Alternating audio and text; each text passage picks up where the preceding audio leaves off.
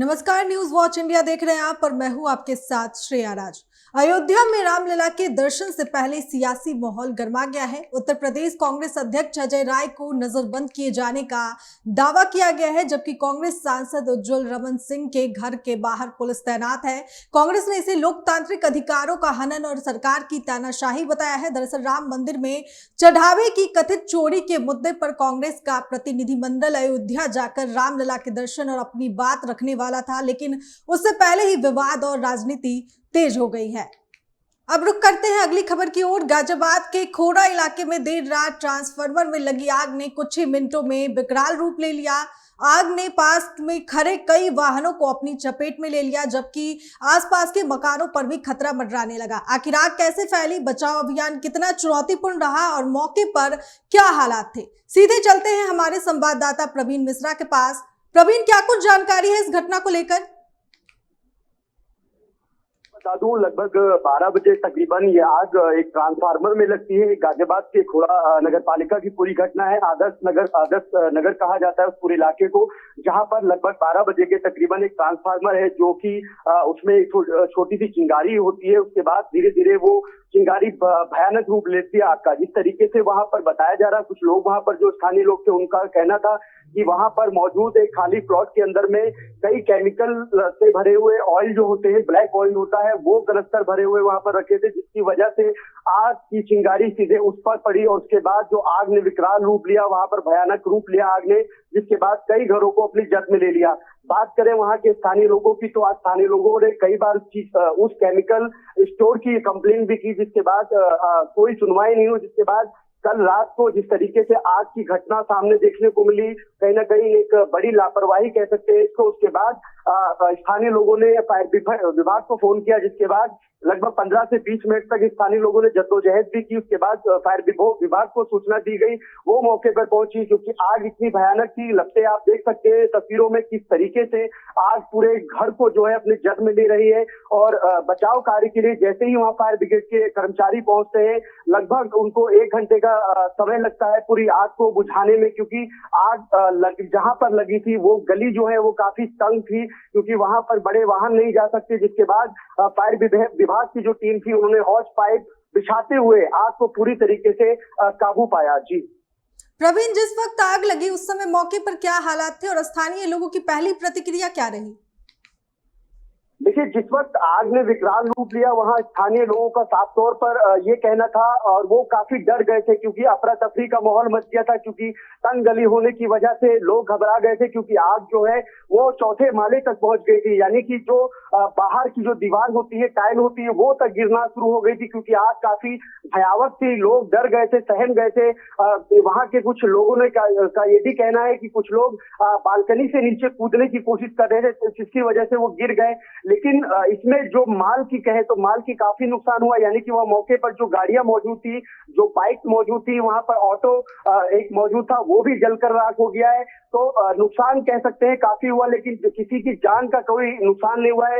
लोग सही सलामत वहां पर रेस्क्यू कर लिए गए जब फायर ब्रिगेड की टीम भी पहुंची, क्योंकि धुआं अंदर तक भर चुका था। लोगों का दम घुट रहा था, जिसकी वजह से लोग काफी परेशान हो गए, सदमे में आ गए थे। जिसके बाद फायर ब्रिगेड की जो टीम पहुंची, उन्होंने लोगों को रेस्क्यू कर बाहर निकाला और जल्द से जल्द पूरी आग पर काबू पाया और पूर्ण रूप से आग बुझा दी गई थी। जी, बहुत बहुत धन्यवाद प्रवीण हमारे साथ जुड़ने के लिए। अब रुक करते हैं अगली खबर की ओर। लखनऊ में भाजपा संगठन के हाल ही में किए गए महामंत्रियों के चयन पर वरिष्ठ नेता राजीव मिश्रा ने प्रतिक्रिया दी है। उन्होंने कहा कि भाजपा ने एक मजबूत टीम तैयार की है, जो पूरी तरह से जनता के बीच जाकर सरकार की योजनाओं और विकास कार्यों को रखेगी। साथ ही उन्होंने कांग्रेस प्रतिनिधिमंडल और अयोध्या दौरे और कथित हाउस अरेस्ट पर भी खुलकर बातचीत की। खुद सुनिए हमारे संवाददाता निखिल रस्तोगी को दिए गए खास इंटरव्यू में उन्होंने क्या कुछ कहा। उत्तर प्रदेश में भाजपा की नई टीम तैयार हुई है। बात करी जाए तो मंत्री, महामंत्री और उपाध्यक्ष में कुछ नए चेहरे दिए गए हैं, लेकिन समाजवादी पार्टी जिस तरह से पीडीओ को लेकर आगे बढ़ रही है, क्या कितनी खड़ी उतर पाएगी या नहीं, इस पर हम बातचीत करेंगे। भाजपा के वरिष्ठ नेता राजीव मिश्रा जी हमारे साथ मौजूद है। सर, भाजपा ने नई टीम तैयार की है, कैसे देखते हैं समाजवादी पार्टी लगातार पीडीओ को लेकर आगे बढ़ रही है? देखिए, जिस तरह से भारतीय जनता पार्टी का काम है, बहुत बड़ा काम है। आज हमारे पास 1,65,000 बूथ हैं, हमारे पास शक्ति केंद्र हैं, हमारे पास मंडल है, हमारे पास नीचे तक इकाई है। ये तो हवा हवा में चुनाव लड़ना चाहते हैं कि हवा में इनके पास है। मैं पूछता हूँ, चुनाव लड़ने के लिए नीचे तक इकाई चाहिए। आज उनका पन्ना प्रमुख ने, मेरे पास तो पूरा तैयार है कि पन्ना प्रमुख भी है, हर चीज। और जिस तरह से मेरी नई टीम आई है, ऊर्जा के साथ आई है, नौजवान आए हैं, बहुत मेहनत करके 2027 का चुनाव हम लोग आर पार लड़ेंगे। लेकिन भारतीय जनता पार्टी जो 26 करोड़ का विश्वास अगर अगर किसी ने अर्जित किया तो वो योगी आदित्यनाथ ने। और जिस तरह से जनता का विश्वास जीतने का काम किया, लगातार विश्वास जीत रहे, और योगी जी ने बहुत अच्छा काम किया। आज जिस तरह से लखनऊ नहीं, पूरे उत्तर प्रदेश नहीं, 75 जिलों में जो उनका प्रवास चल रहा, जिस तरह से दौड़ चल रही, जिस तरह से उनका प्रवास करने के बाद काम की विजन लेके चल रहे, ये बहुत बड़ा काम है। ये योगी आदित्यनाथ ने जो काम किया है, ये 26 करोड़ का विश्वास जीतने का काम किया है। अयोध्या का मामला चल रहा है लगातार, जिससे चंदा चोरी का मामला, उसमें 8 लोगों की गिरफ्तारी भी हुई है। लेकिन कांग्रेस का प्रतिनिधिमंडल आज अयोध्या जाना था, लेकिन हाउस अरेस्ट हो गए हैं। उनका कहना है कि हमको मंदिर दर्शन करने से भी रोका जा रहा है। देखिए, मुख्यमंत्री जी की पैनी निगाह है, एसआईटी की टीम की जांच हो रही है।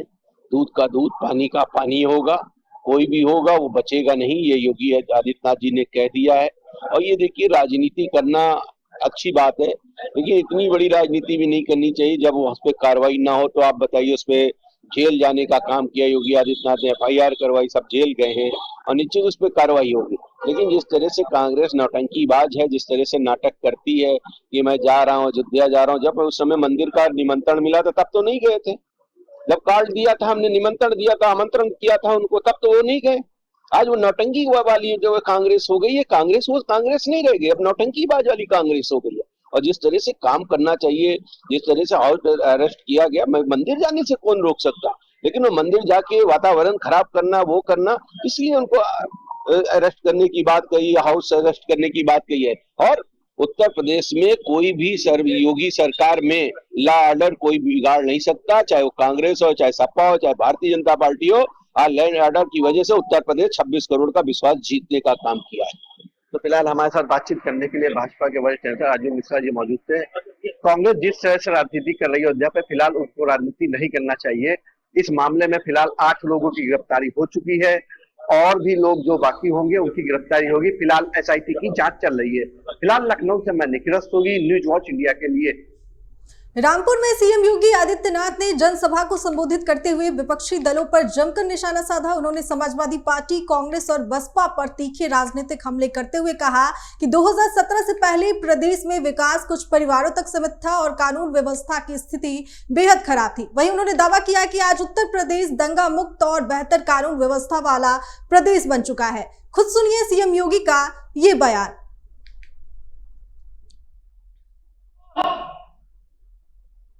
विकास 2 लोगों का होता था, या तो सैफई परिवार का या रामपुर के एक परिवार का, बाकी लोग विकास से वंचित रहते थे।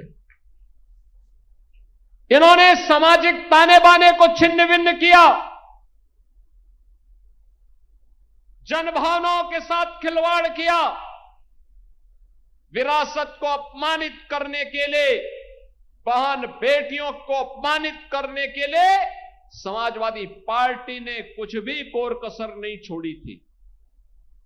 बहनों और भाइयों, आज मैं कह सकता हूं, जिस उत्तर प्रदेश में विरासत का अपमान समाजवादी पार्टी की सरकार में होता था, वे कहते थे कावड़ यात्रा नहीं निकलने देंगे। उत्सव के पहले उपद्रव प्रारंभ हो जाते थे।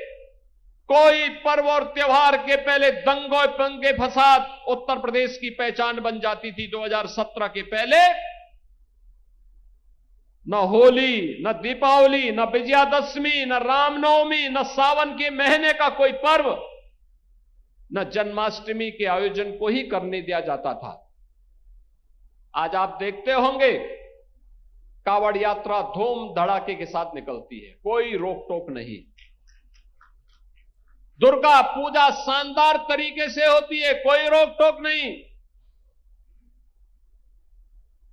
दीपावली का आयोजन पूरी भव्यता के साथ होता है,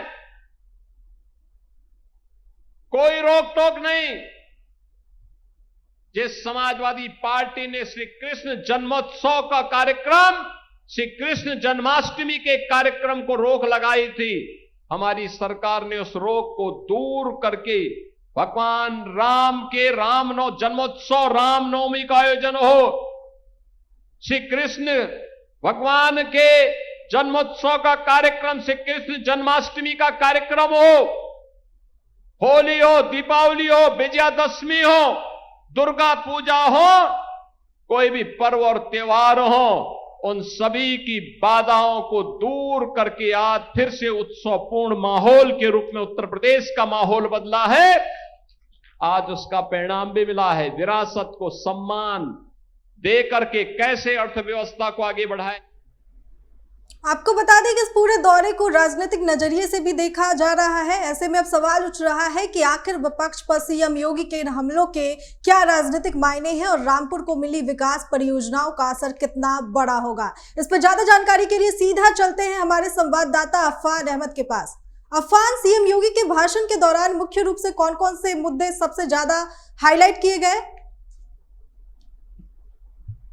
देखिए, मैं आपको बता दूं श्रेया, जिस तरीके से मुख्यमंत्री योगी आदित्यनाथ का आज रामपुर में दौरा था और कहीं ना कहीं एक बड़ी बात भी है, क्योंकि मुख्यमंत्री खुद स्वयं रामपुर चलकर आए हैं और परियोजनाओं का जो है उन्होंने शिलान्यास किया है। तो आपको बता दें 102 लोग का जो परियोजनाएं हैं उसका लोकार्पण किया गया है। साथ ही आपको बता दें लगभग 690 करोड़ की सौगात रामपुर वासियों को दी गई है। तो ये विकास की जो दर है वो बड़ी है और योगी राज में जिस तरीके से क्राइम को जो है खत्म किया गया है, जिस तरीके से गुंडागर्दी को खत्म किया गया है, इस पर फोकस किया गया है। आप सवाल करें कि 2027 की चुनाव की जो रणनीति है वो अभी से ही भारतीय जनता पार्टी की तरफ से शुरुआत हो चुकी है। यही वजह है कि मुख्यमंत्री के जो दौरे हैं वो ताबड़तोड़, कभी मुरादाबाद, कभी बरेली और कभी जो है कई अयोध्या, कई सारे ऐसे जिलों में जो लगातार ये जनसभाओं को संबोधित योगी आदित्यनाथ की तरफ से किया जा रहा है और साफ निशाना है भारतीय जनता पार्टी की तरफ से समाजवादी पार्टी को, कांग्रेस को, बसपा को, इन तीनों को निशाना साधा जा रहा है और इनका 2017 से पहले का विकास समाजवादी पार्टी का बताया जा रहा है और अब भारतीय जनता पार्टी ने जो विकास किया है उसके बारे में बताया जा रहा है। तो आज मुख्यमंत्री योगी आदित्यनाथ ने रामपुर के इस मंच से सीधा कहा है कि सेफई में जो है सेफई के परिवार का विकास हुआ है और रामपुर के रहने वाले शख्स का परिवार का विकास हुआ है। तो कहीं ना कहीं साफ तौर पर समाजवादी पार्टी पर निशाना है और ये निशाना 2027 के चुनाव को जो है हासिल करने के लिए रचा जा रहा है। रणभूमि जो है वो 2027 की तैयार की जा रही है। तो मुख्यमंत्री योगी आदित्यनाथ की तरफ से आज जिस तरीके से इतनी सारी योजनाओं को जो है दिया जा रहा है और विकास के लिए 690 करोड़ की सौगात दी जा रही है, तो कहीं ना कहीं साफ तौर पे ये राजनीतिक को मजबूत करने के लिए, भारतीय जनता पार्टी को मजबूत करने के लिए और विकास को दिखाने के लिए रणनीति तैयार की जा रही है। अफान, रामपुर के पारंपरिक उद्योग जैसे मेंथा, जरी और वायलिन को लेकर जो घोषणाएं हुई, क्या वे जमीनी स्तर पर रोजगार बढ़ा पाएगी? देखिए, वायलिन और मेंथा, अगर मेंथे की बात करें तो मेंथे का कारोबार रामपुर में जमीनी तौर पे बढ़ा भी है, मगर कुछ और जो बात, जैसे मुख्यमंत्री योगी आदित्यनाथ ने अपनी स्पीच में कहा है कि जरी और जिस तरीके से वायलिन का कारोबार जो है यहाँ पर उद्योग बढ़ा है, तो वो धरातल पे आज तक वही जो है धीमी चाल चल रहा है। कोई उसका उद्योग में जो है इतना बड़ा व्यापार नहीं हासिल कर पाया है जिस तरीके से मेंथे ने एक बहुत बड़ा व्यापार हासिल किया है रामपुर की सरजमीन पर। तो कुछ जो बाकी जो उद्योग हैं वो कहीं ना कहीं पछड़ते नजर आ रहे हैं। तो अब योगी आदित्यनाथ अपनी जुबान से उद्योग को बढ़ावा देने की बात तो कह गए हैं, मगर जमीनी तौर पर ग्राउंड लेवल पर जो है वो जीरो है। तो कुल मिला के सौगात मुख्यमंत्री की तरफ से दी जा रही है और 2027 की चुनाव की रणभूमि तैयार की जा रही है और साफ तौर पे निशाना आजम खान पे भी साधा गया है कि आजम खान ने जो इमारतें बनाई हैं, जिस तरीके से आजम खान ने जो है जौहर यूनिवर्सिटी में जिस तरीके से जौहर यूनिवर्सिटी को आगे बढ़ाया है, तरक्की हासिल की है, तो उसको भी कहीं ना कहीं भुनाने का काम किया गया है। आजम खान के परिवार पर भी निशाना साधा गया है और साफ तौर पर यह भी कहा गया है कि जिस तरीके से 2017 के चुनाव से पहले आपको बता दें कांवड़ यात्राओं को रोका जाता था, कांवड़ यात्रा नहीं होने दिया जाता था, मुख्यमंत्री योगी आदित्यनाथ के राज में ये सब संभव हुआ है। सबको जो है जिस तरीके से कांवड़ है उसको छूट दी गई है। इसके अलावा जो भी त्योहार है, जो भी मंदिर से जुड़ी है, उनको स्वीकारा है और अच्छे तरीके से उसकी सुरक्षा बढ़ाई गई है। साथ ही एक चीज मुख्यमंत्री ने और भी कहा है कि समाजवादी पार्टी जो समाजवादी पार्टी है 2017 में अपने सरकार के टाइम पर उन्होंने जो है राम भक्तों पर जो है इस तरीके के बयान दिए हैं। उन्होंने कहा है राम भक्तों का कुचलने का काम समाजवादी पार्टी की तरफ से किया गया है और हमने राम भक्तों की सेवा की है। तो कहीं ना कहीं निशाना है समाजवादी पार्टी पर। साथ ही ये भी कहा गया है कि कब्रिस्तान की बाउंड्री जो है वो राम मंदिर उसके अलावा और मंदिर के जो है चंदे से जो है कब्रिस्तान की बाउंड्री जो है बनाई गई है। तो कई सारे निशान जो है वो दूसरे समुदायों पे भी जो है मुख्यमंत्री योगी आदित्यनाथ ने मंच से दिए हैं। सवाल ये है कि इस तरह की जो बयानबाजी है वो साफ तौर पे ये समझा जा सकता है कि 2027 का चुनाव मजबूत किया जा रहा है। बहुत बहुत धन्यवाद अफान हमारे साथ जुड़ने के लिए। अब बात करते हैं बिजनौर की। बिजनौर के नजीबाबाद में AIMIM प्रमुख असदुद्दीन ओवैसी ने विशाल जनसभा को संबोधित किया। उन्होंने गठबंधन पर कहा कि अगर कोई सेकुलर पार्टी साथ आना चाहे तो वो पैदल चलकर भी बातचीत को तैयार है। भाजपा की बी टीम के आरोपों पर पलटवार करते हुए उन्होंने कहा कि अगर यही तर्क लागू किया जाए तो अखिलेश यादव द्वारा मोहन यादव की तारीफ को भाजपा की A टीम क्यों न माना जाए। इसके साथ ही उन्होंने चंपत राय पर भी निशाना साधा। इस वीडियो में खुद सुनिए। ये सुप्रीम कोर्ट ने कहा था, अब मुझसे पूछा गया कि बताओ आप इस पर आप क्या कहेंगे, तो मैंने इतना ही कहा अगर ट्रस्ट में गलती हो गई, उस ट्रस्ट में एक मुसलमान को तुम मेंबर बना लेते और बाद में जब ये घोटाला सामने आया तुम उस मुसलमान को ले जाकर एनकाउंटर कर देते, बुलडोजर से उसका घर तोड़ देते। चंपक तो मजे में है, चंपक अभी पूरे चंपक मजे में है। आप बताइए क्या हो रहा है, क्या हो रहा है बताइए आप। किसका घर नहीं तोड़ा जा रहा है। जिनको गिरफ्तार किया गया उनको पुलिस कस्टडी भी नहीं ली जाती। अब शायद आज के बाद, मेरे बोलने के बाद शायद कल पुलिस कस्टडी ले ले। बताओ आज क्या हो रहा है उत्तर प्रदेश में। मेरे अजीज दोस्तों और बुजुर्गों, हम आपसे अपील कर रहे हैं कि अपने इत्तेहाद को मजबूत करिए।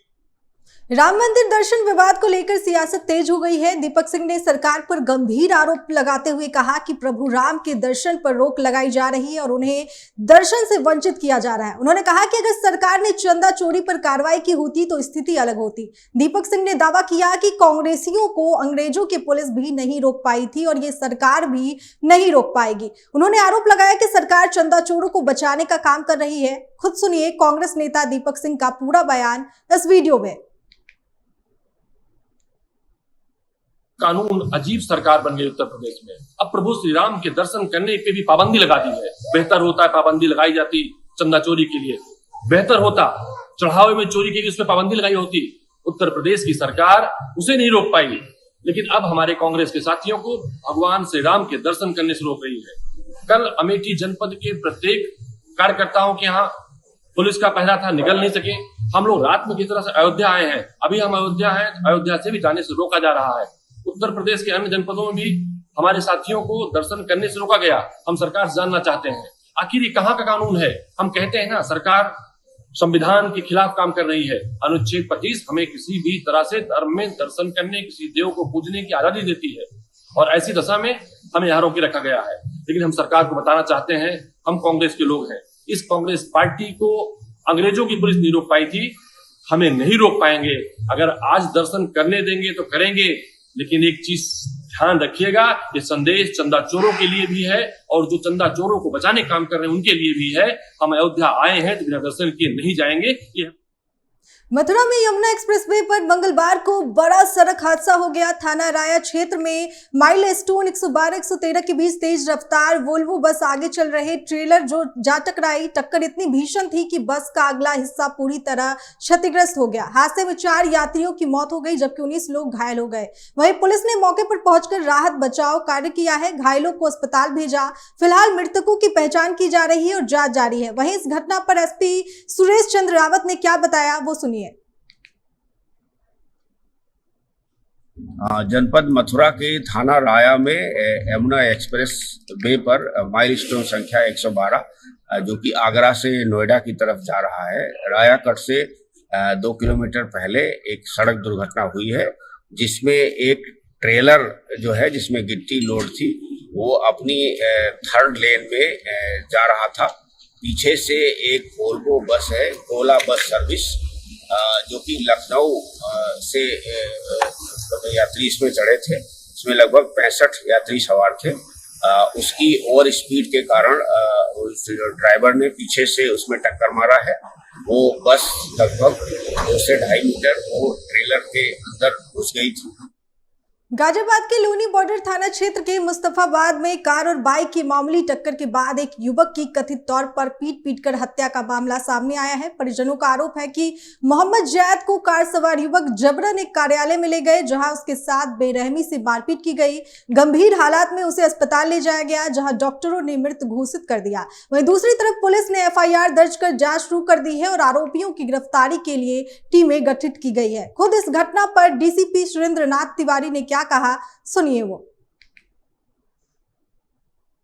आज थाना लोनी बॉर्डर पर एक सूचना प्राप्त हुई कि जैद नामक लड़का जो मुस्तफाबाद लोनी का रहने वाला है, वह कहीं जा रहा था, जहां पर उसकी बाइक और एक कार में उनकी टक्कर हो गई थी, जिस पर उनकी घास हुई और कार में सवार लोगों द्वारा उसकी पिटाई कर दी गई थी और उसे उसके साथ में अस्पताल ले जाया गया था, जहाँ मृत घोषित कर दिया गया है। उसके परिवार द्वारा तहरीर प्रदान की है, जिस पर FIR किया जा रहा है। जो अभियुक्त है उनके खिलाफ उनको उनकी गिरफ्तारी के लिए टीम गठित कर दी गई है। अन्य वैधानिक का सहारनपुर में बजाज शुगर मिल पर गन्ना भुगतान को लेकर किसानों का गुस्सा फूटा। भारतीय किसान यूनियन के कार्यकर्ताओं ने ट्रैक्टर ट्रॉलियों के साथ जिला गन्ना अधिकारी कार्यालय पर जोरदार धरना प्रदर्शन किया। किसानों ने आरोप लगाया कि मिल प्रबंधन बकाया भुगतान में देरी कर रहा है और गंभीर आरोप भी लगाए।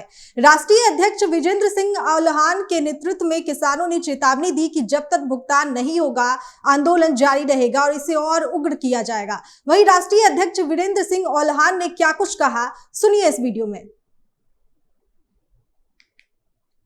भाई ये जो धरना प्रदर्शन है ये बजाज शुगर मिल का आंदोलन को लेकर है। हमारे जो किसान भाई हैं वो बजाज शुगर मिल पे बहुत त्रस्त हैं।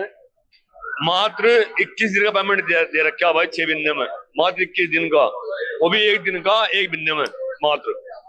और अगर हम पैसा मांगने जाए तो 5 दिन का पेमेंट देते हैं, 6 महीने में 5 दिन का आप देख लो। तो भाई धरना जो दिया गया है उनका ये कहना है कि हमें क्यों परेशान कर रहे हैं आप परेशान करो DSO को, क्योंकि हम देते हैं 5%, DSO देते हैं 5%। तो जिला गन्ना अधिकारी है, पेमेंट वो तो होंगे आपको।